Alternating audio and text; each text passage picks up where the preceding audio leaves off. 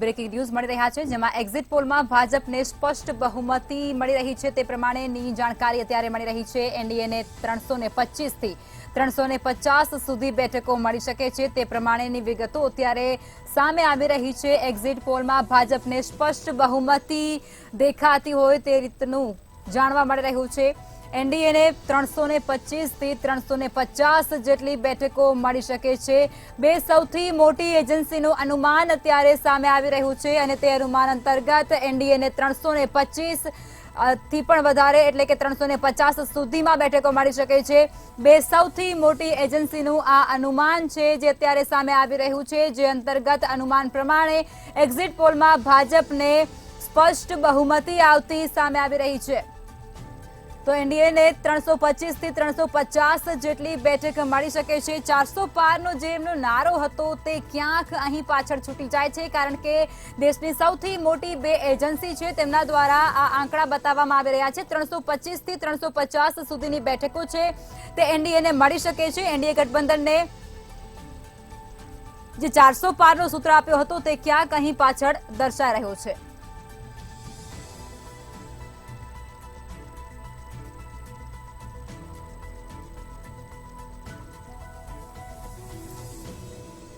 પ્રફુલભાઈ, જે પ્રમાણે આ સૌથી મોટી બે એજન્સી છે તેઓ અનુમાન કરી રહ્યા છે અને તે અનુમાન પ્રમાણે એનડીએને 325 થી 350 બેઠકો મળી રહી છે, શું કહેશો? 400 પારનું શું થયું?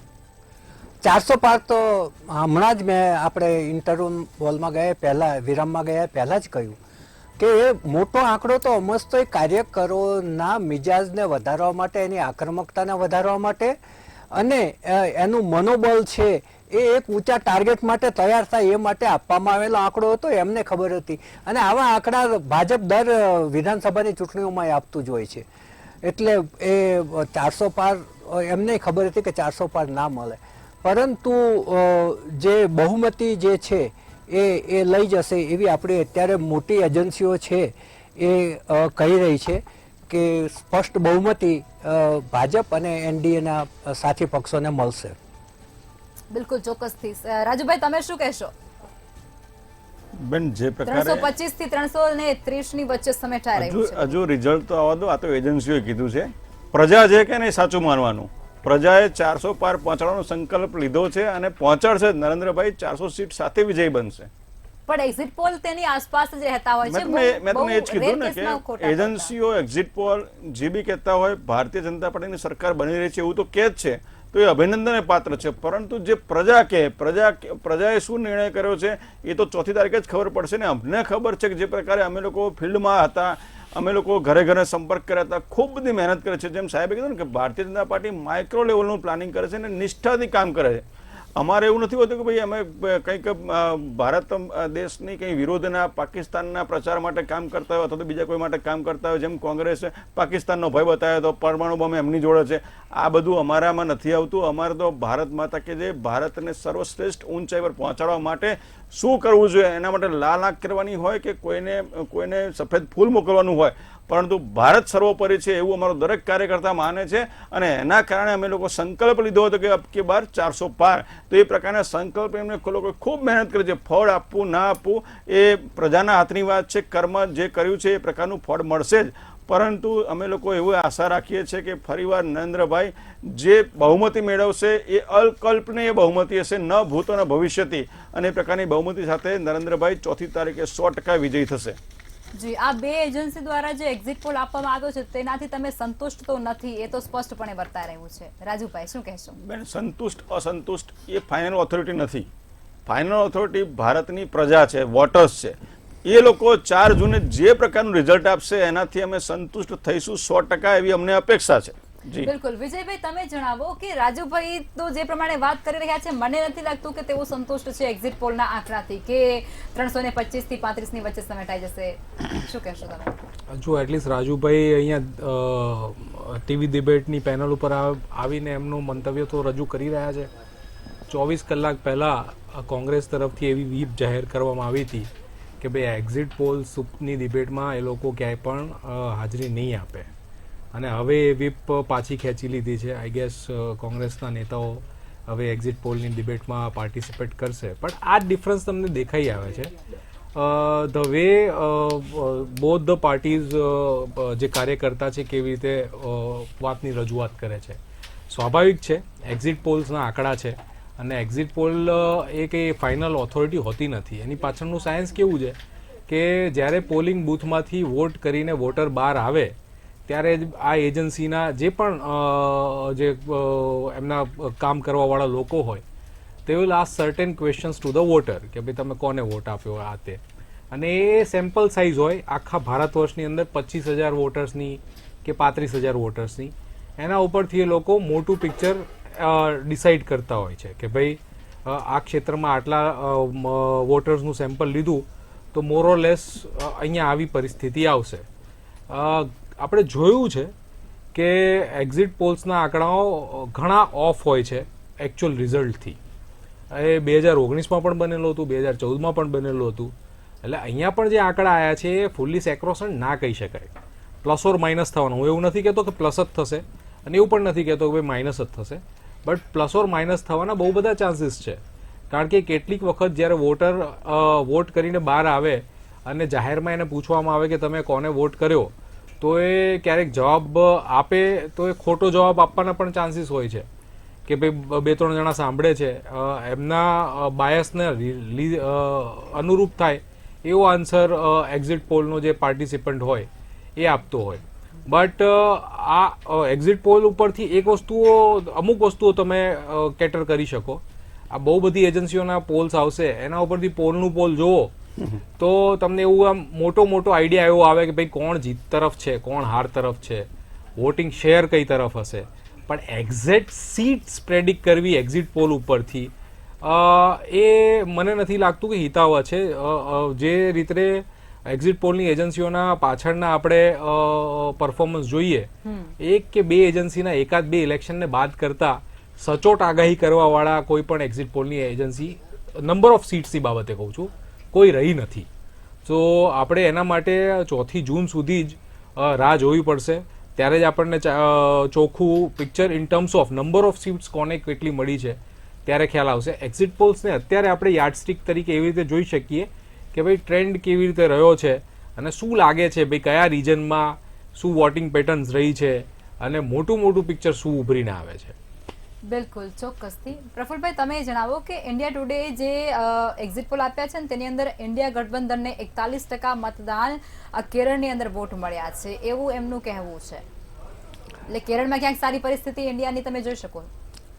દક્ષિણના જેટલા રાજ્યો છે એમાં જે ઇન્ડિયા ગઠબંધન છે એની પરિસ્થિતિ સારી છે, પરંતુ કેરળમાં જે 2 થી 3 બેઠકો જો ભાજપ કે એના સાથી પક્ષોને મળતું હોય તો એ લોકો માટે ખૂબ સારું ચિહ્ન છે.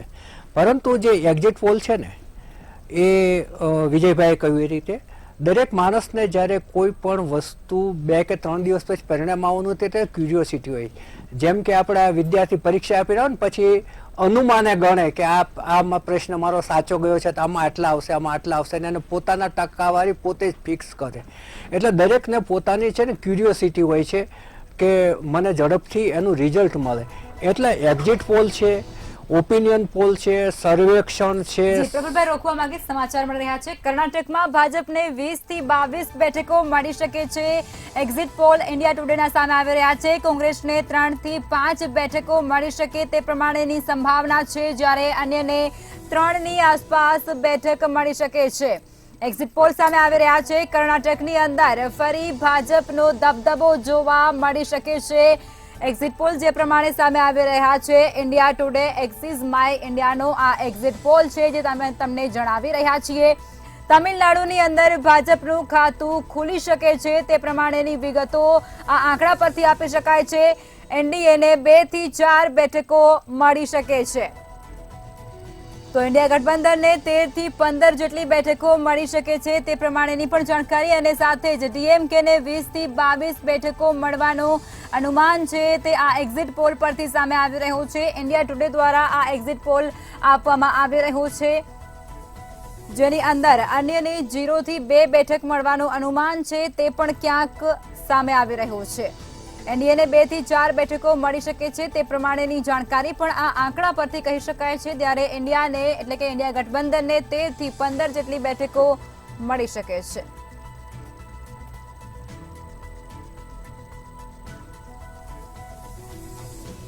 પ્રફુલભાઈ, આજે આંકડા સામે આવી રહ્યા છે તેના પરથી તમે શું કહેશો?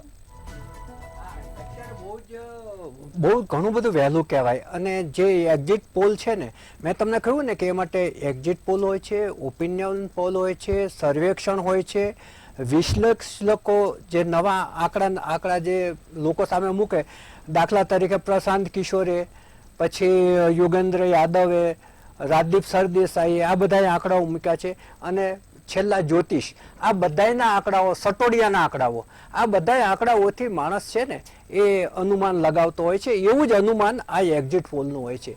એક્ઝિટ પોલ શું છે કે બહાર નીકળતી જે વ્યક્તિ હોય છે એને સવાલ પૂછતી હોય છે, પરંતુ એ જે એની પોલ છે એની સાઇઝ કેટલી છે, કયા વિસ્તારની છે, એણે જે મતદારને પૂછો એ મતદારની વય જૂથ શું છે, સ્ત્રી છે કે પુરુષ છે, એનું એજ્યુકેશન કેટલું છે, ખેડૂત છે, વેપારી છે, દરેકની માનસિકતા અલગ અલગ હોય છે.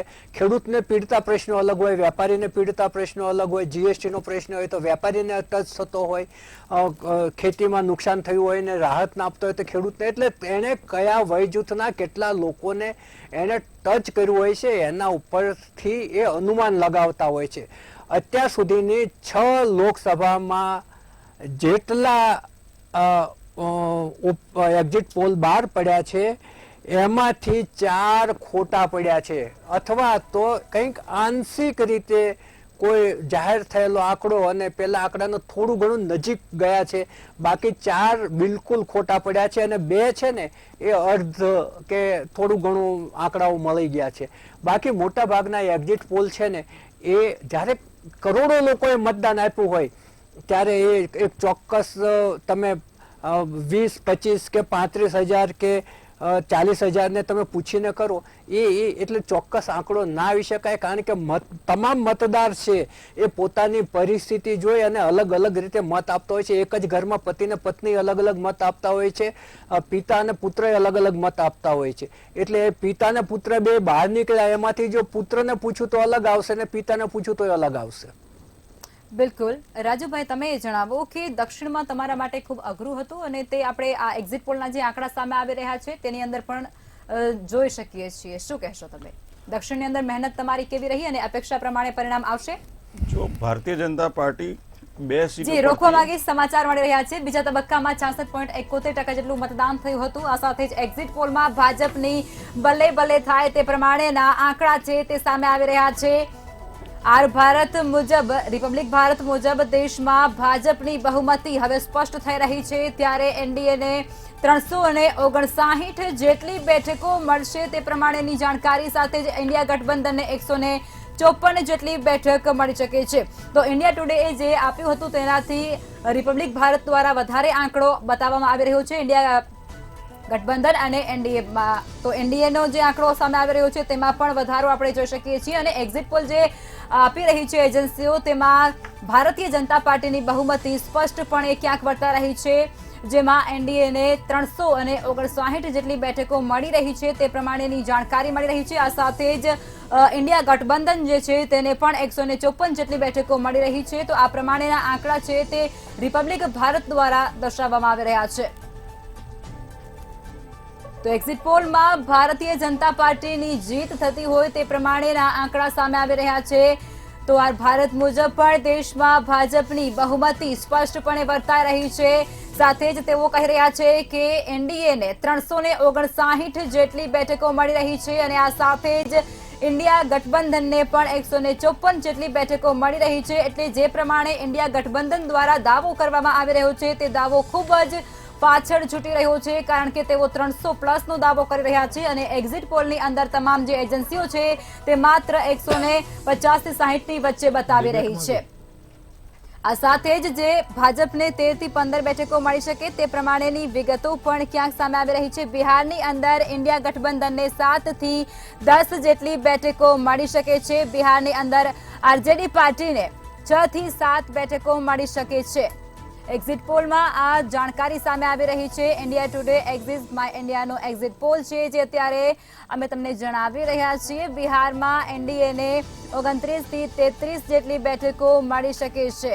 આ સાથે જ ભાજપને 13 થી 15 બેઠકો મળી શકે છે. બિહારની અંદર ક્યાંક ભાજપની ઢીલ સામે આવી રહી હોય તે પ્રમાણેના આ આંકડા કહી શકાય છે. ત્યારે મોદી મેજિક ચાલશે કે પછી ઇન્ડિયા કમાલ કરશે તે તો 4 જૂને જ જાણવા મળશે. પરંતુ વિશ્વની સૌથી મોટી ચૂંટણીનો એક્ઝિટ પોલ છે તે હવે સામે આવી રહ્યો છે અને તેની અંદર એજન્સીઓ દ્વારા આપવામાં આવી રહ્યા છે આંકડા. ત્યારે એક્ઝિટ પોલના આધારે ભારતીય જનતા પાર્ટીને જીત મળશે તે પ્રમાણેની વિગતો પણ મળી રહી છે. 543 બેઠકો પૈકી કોને કેટલા મત મળશે તે પણ હવે જાણવું રહ્યું.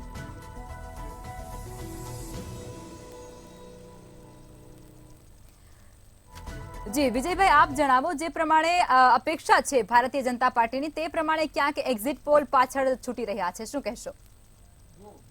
બીજેપીની જે કોર ટીમ હતી એણે હંમેશા એક વસ્તુ ધ્યાને રાખી એ હશે જ કે એમણે એમનું વોટિંગ શેર છે સાઉથમાં વધારવું હતું અને એને માટેની મહેનત ઓલમોસ્ટ 1.5-2 વર્ષ પહેલાંથી ચાલુ હતી.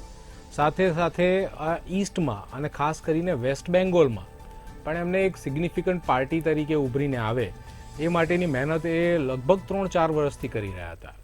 અને એ બંને જ જે એમના ગોલ લઈને માઇન્ડમાં ચાલતા હતા, આ બધા એક્ઝિટ પોલના આંકડા ઉપરથી જે દેખાઈ રહ્યું છે કે ભાઈ વોટિંગ શેર જે છે બીજેપીનો સાઉથના સ્ટેટમાં સિગ્નિફિકન્ટલી વધી રહ્યો છે.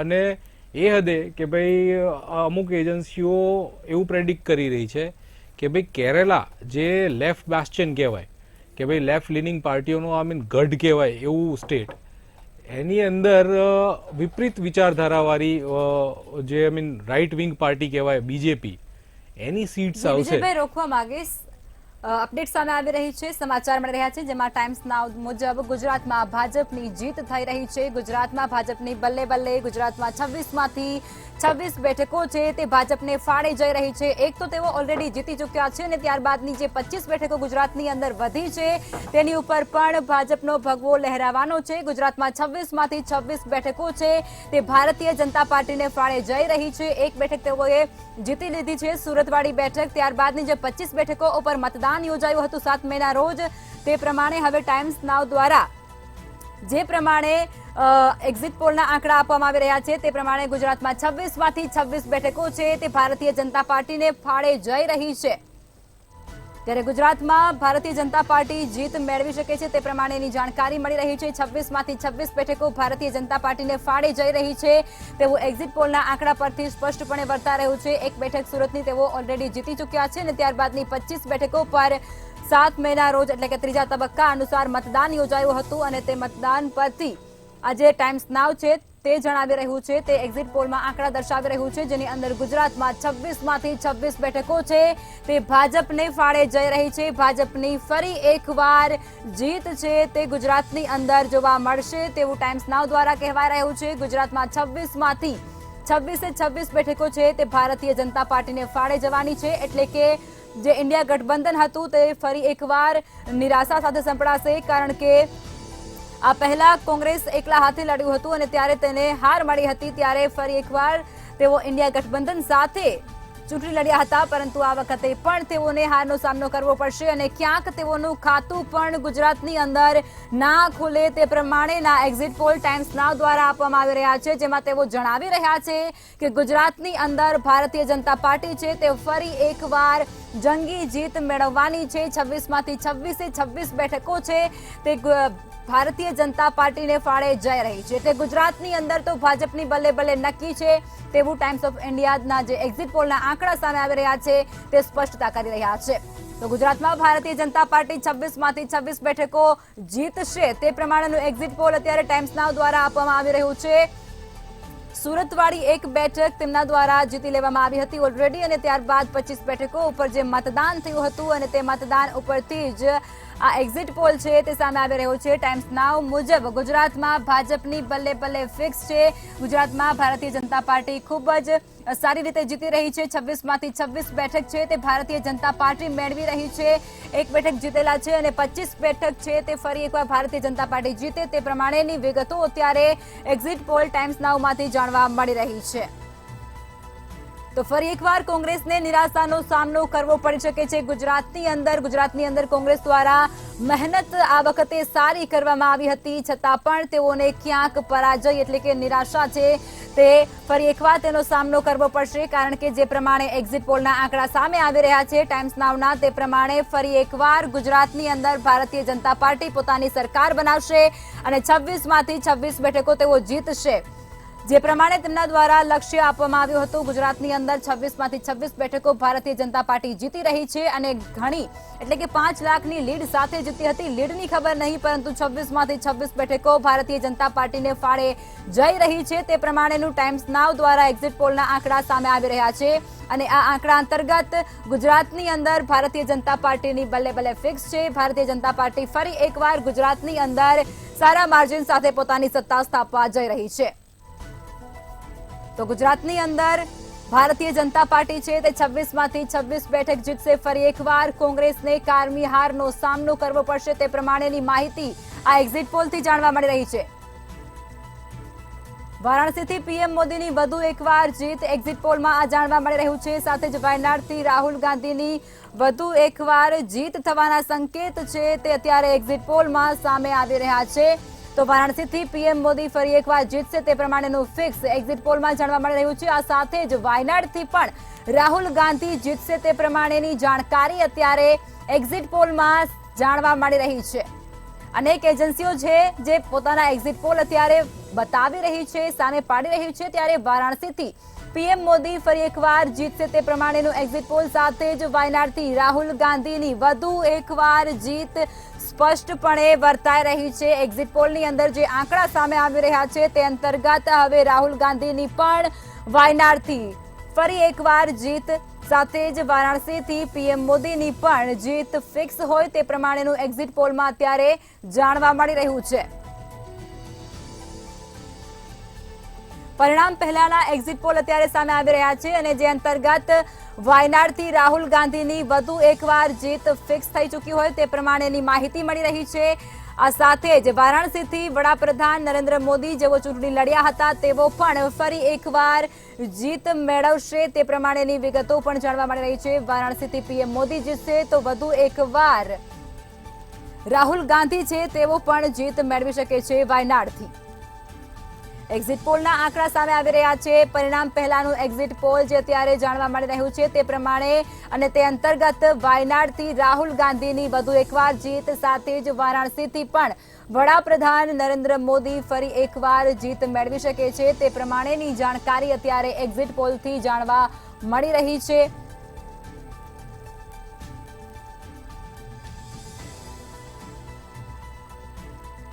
તો આ પરિણામ પહેલાના એક્ઝિટ પોલ છે જે સામે આવી રહ્યા છે, દેશની એજન્સીઓ છે જે અત્યારે એક્ઝિટ પોલ આપી રહી છે, જે અંતર્ગત વાત કરવામાં આવે તો રાહુલ ગાંધીની અને વડાપ્રધાન નરેન્દ્ર મોદી છે તે બંનેની જીત અહીં ફિક્સ થઈ રહી છે, એટલે કે વારાણસીથી વડાપ્રધાન જે ચૂંટણી લડ્યા છે તેઓની પણ જીત થવાની ફાઇનલ છે। આ સાથે જ વાયનાડથી રાહુલ ગાંધી લડ્યા છે તેઓની જીત પણ ફિક્સ થઈ ચૂકી છે, એટલે કે આ બંને જે સ્ટાર પ્રચારકો કહેવાય છે, બંને પાર્ટીના દિગ્ગજ નેતાઓ કહેવાય છે અને લોકોને આકર્ષવામાં તેમનો મહત્વનો અને ખૂબ જ મોટો ફાળો હોય છે, તે બંને દિગ્ગજ નેતાઓ બંને પક્ષના ફરી એકવાર પોતાની જીત નોંધાવશે તેવું સ્પષ્ટપણે એક્ઝિટ પોલમાં સામે આવી રહ્યું છે, જે અંતર્ગત વાયનાડથી રાહુલ ગાંધી વધુ એકવાર જીતી રહ્યા છે તે પ્રમાણેની સ્પષ્ટતા, સાથે જ વારાણસીની જે બેઠક છે ત્યાંથી વડાપ્રધાન નરેન્દ્ર મોદી ફરી એકવાર પોતાની જીત નોંધાવી રહ્યા છે તે પ્રમાણેના એક્ઝિટ પોલના આંકડા સામે આવી રહ્યા છે અને જાણકારી પણ સત્તાવાર રીતે મળી રહી છે, જેની અંદર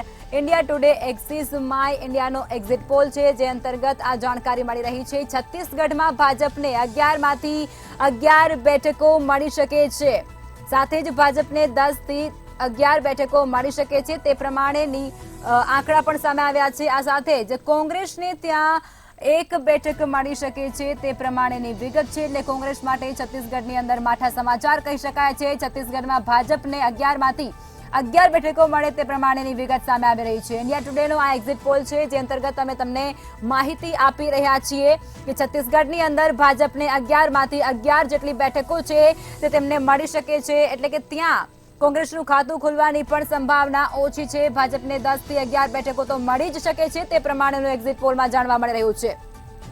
તો આ સાથે જ ગાંધીનગર બેઠકથી અમિત શાહની જીત પણ ફિક્સ થઈ રહી છે અને નવસારી બેઠકથી CR પાટીલની જીત પણ ફિક્સ છે. એક્ઝિટ પોલની અંદર આ માહિતી સામે આવી રહી છે. આ સાથે જ પોરબંદરની બેઠક પર મનસુખ માંડવિયાની જીત પણ ક્યાંક ફિક્સ છે અને આ સાથે જ ખેડા બેઠકથી દેવુસિંહ ચૌહાણ પણ જીતી શકે છે.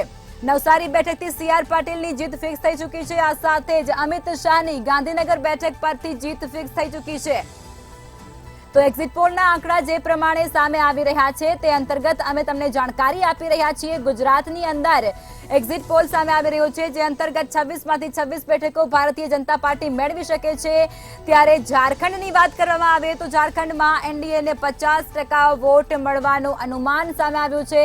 ઇન્ડિયા ગઠબંધનને 41% વોટ મળવાનું અનુમાન છે. એટલે ક્યાંક તેઓ બંને આગળ પાછળ જ છે. રેસમાં કોંગ્રેસ બહુ પાછળ નથી. ભાજપને ઝારખંડમાંથી 8 થી 10 બેઠક સાથે જ કોંગ્રેસને 2 થી 3 બેઠકો મળવાનું અનુમાન છે તે અત્યારે સ્પષ્ટ થઈ રહ્યું છે. ઇન્ડિયા ટુડે એક્સિસ માય ઇન્ડિયાનો એક્ઝિટ પોલ છે તે અત્યારે સામે આવી રહ્યો છે અને તે અંતર્ગત વાત કરવામાં આવે તો ઝારખંડમાં એનડીએને 50% વોટ મળવાનું અનુમાન. તો તમામ અપડેટ્સ અમે તમારા સુધી પહોંચાડતા રહીશું, પરંતુ સમય અત્યારે એક નાનકડા વિરામનો થયો છે. વિરામ બાદ ફરી મળીશું. તમામ મહાનુભાવો જોડાયેલા છે.